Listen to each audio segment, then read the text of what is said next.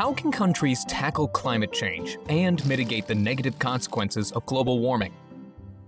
The world's political leaders frequently meet at climate summits for intense talks to discuss this question. Typically, however, climate talks end with limited agreements that are merely declarations of intent. In fact, most climate summits end without any agreement. No, we can't. What will it take for countries to reach agreement on an effective climate treaty?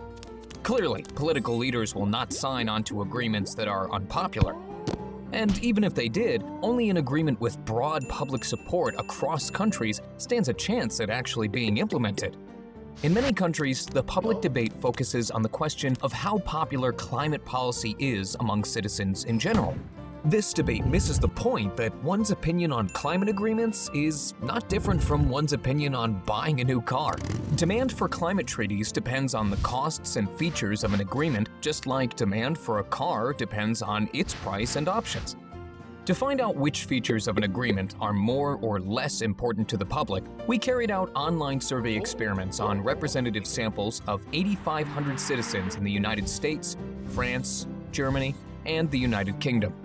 Support for a climate treaty depends strongly on the agreement's cost. An increase in the costs of a climate treaty from 0.5% to 1% of gross domestic product decreases public support by 10 percentage points.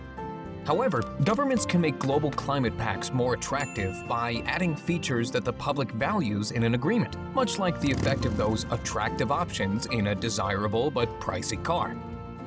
Our research suggests that the public values three features of a climate agreement: the distribution of costs, participation, and enforcement.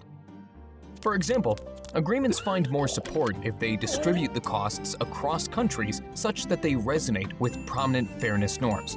An example is the polluter pays principle, which requires that countries with higher greenhouse gas emissions have to carry a larger share of the costs. Similarly, negotiators can design more attractive agreements by including many countries. By creating an independent monitoring body to keep track of whether countries are meeting their emission targets, and by employing small sanctions for countries that miss their obligations. Although the general level of support for global climate policy is higher in European countries than in the United States, our research shows that publics in all four countries have very similar opinions about which features of climate agreements are desirable.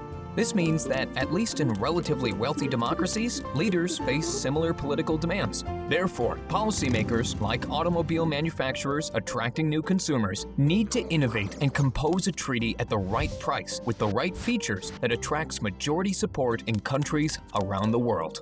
Ha ha ha ha!